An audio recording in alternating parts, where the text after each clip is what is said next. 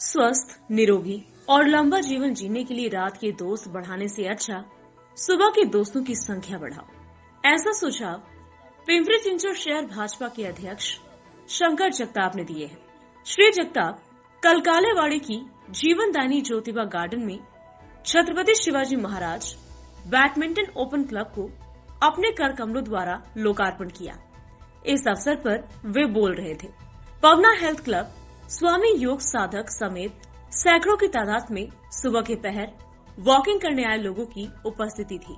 पिंपरी चिंचवड शहर भाजपा उत्तर भारतीय मोर्चा के शहर अध्यक्ष आकाश सुखलाल भारती, पूर्व नगर सेवक मच्छिंद्र तात्या तापकीर, नेताजी नखाते, सामाजिक कार्यकर्ता संजय गायखी, बाबा त्रिभुवन, रामकृष्ण वर्णे आदि मान्यवर उपस्थित थे।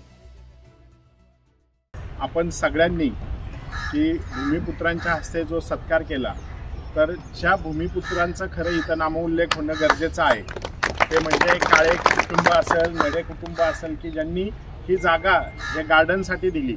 आणि काळूरामनी सांगितलं की भाऊंनी या गार्डनसाठी त्यांच्या आमदार फंडातनं गार्डन उभं करण्यासाठी हे केलं।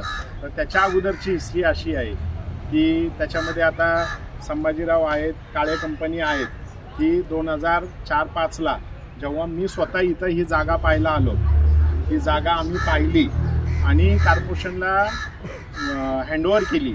तर काळे कुटुंबियांनी आणि ज्या नडे कुटुंबियांनी ही जागा देण्यासाठी मदत केली त्यांचं खरोखर मनापासून मी हार्दिक स्वागत आणि अभिनंदन करतो। त्यावेळेस त्यांनी मनाचा मोठेपणा दाखवला नसता तर हे गार्डन आज इथं उभं राहिलं नसतं। 6-7 ला इथं आम्ही रस्त्याच्या पलीकडे गाडी लावून चालत आलो होतो, पायी चालत येऊन चिखलात आलो होतो आणि चिखलात येऊन हे गार्डन महापालिकेला जमीन हस्तांतर केली। त्याच्यानंतरच्या नगरसेवकांनी इथं गार्डनची उभारणी केली, भाऊंनी त्याच्यामध्ये मदत केली, आपल्या सगळ्यांची मदत त्या गार्डनला लाभली। आणि जे म्हणजे जे वृक्ष लावलं होतं, जे झाड लावलं होतं, रोपटं लावलं होतं, आज ते वटवृक्ष झालेलं आहे। आणि आज पवना हेल्थ क्लबची जी काही व्याख्याता ऐकली, खरोखर मनापासून तुमच्या सगळ्यांचं कौतुक करावं तेवढं कमी आहे की संजयने आता सांगितलं की एवढ्या सगळ्या गोष्टी तुम्ही करता, खरोखरच अभिमान आहे। आणि असंच हे तुमचं काम या पुढील काळातही चालू राहू द्या। आणि वटवृक्ष आहे हा, आत्ता बोलताना बोलले की इथं सगळ्या पक्षांचे लोक आहेत, तर सगळ्या पक्षांचे नाही तर सगळे पक्षी आहेत आणि आपण सगळे पक्षी ह्या वटवृक्षाच्या टोकावर आहे, खाली बुंद्यावर आहे, पारावर आहे, सगळीकडे बसलेलो आहोत। की जे ज्येष्ठ नागरिक आहे आमचे ते बुंद्याला बसलेले आहेत, तात्यांसारखे जे अजून यंग आहेत ते पारावर म्हणजे सूरपारंबी खेळतात आणि असंच त्यांनी सूरपारंबी खेळत राहावं अशी सदिच्छा। आणि पवना हेल्थ क्लबचं हे जे काही काम आहे की फक्त आता तुम्ही म्हटल्याप्रमाणे की राहटणी, काळेवाडी, थेरगावपर्यंत तुमचा विस्तार वाढलेला आहे। तर माझी तर इच्छा अशी आहे की जिथे पवना माईचा उगम झाला त्या उगमापासून तर संगमापर्यंत म्हणजे दापोडीपर्यंत हा तुमचा उपक्रम आणि तुमचं कार्य हे या पुढील काळात वृद्धांगत व्हावं एवढीच या कार्यक्रमाच्या निमित्तानं सदिच्छा व्यक्त करतो। आणि निश्चितच खेलेगा इंडिया तो बढेगा इंडिया या उक्तीप्रमाणे आपण सगळेजण खेळताय। आणि आत्ता मी पाहिलं की लहानपणापासून म्हणजे आबलांपासून तर वृद्धांपर्यंत सगळेजण इथे सकाळचे येतात, गार्डनमध्ये एवढी गर्दी आहे। आणि हे सगळं काम आणि सगळ्यांना जोश आणि प्रोत्साहन करण्याचं काम तुम्ही सगळे लोक करत आहात। मागच्या वेळेस मी म्हटलं की रात्रीचे मित्र वाढवण्यापेक्षा सकाळचे मित्र वाढवलं तर आपलं आयुष्य नक्कीच सुधारतं। आणि त्याप्रमाणे सगळ्यांनी हे जे काही सकाळचे मित्र वाढवलेत त्याबद्दल तुमचं सगळ्यांचं मनापासून खरोखरच अभिनंदन करतो। येणाऱ्या काळामध्ये ज्या ज्या गोष्टी करायच्या आहेत, आज जर तुम्ही पाहिलं की एक सजग नागरिक असला की काय होतं, कारण तुम्ही सजग होतात म्हणून एक सजग कार्यकर्ता पण सजग लगेच झाला, माझ्यासारखा कार्यकर्ता लगेच सजग झाला। आणि आपण सजग अधिकारी असले की काय होतं हे तांबे मॅडमच्या या कामातून दिसलेलं आहे की त्याच्यामुळे आपण हे जागरूकता ठेवणं फार गरजेचं आहे।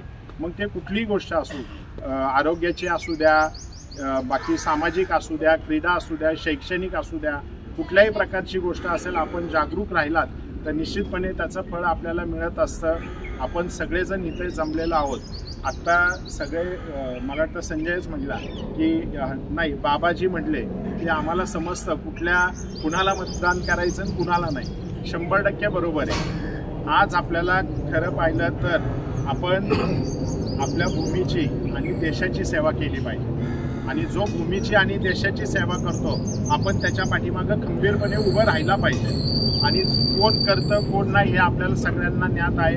आपण सगळे सुज्ञान आहेत आणि सुजाण नागरिक हा निश्चितपणे एक कर्तृत्ववान माणसाच्याच पाठीमागे उभा राहत असतो आणि आपण असंच या पुढील काळातही कर्तृत्ववान माणसाच्या मागे उभे राहा. आज आता स्मार्ट सिटीच्या बाबत बोललात की इतर परिसरही स्मार्ट झालाय.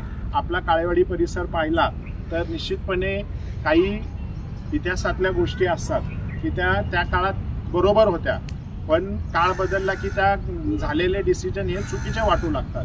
त्यावेळेस लोकसंख्या कमी होती, बाकीचं परिसर वाढत नव्हता. त्या काळात छोटी छोटी घरं आणि प्लॉटिंग करून झालेल्या या परिसरामध्ये आज आमूलाग्र बदल होत आहे.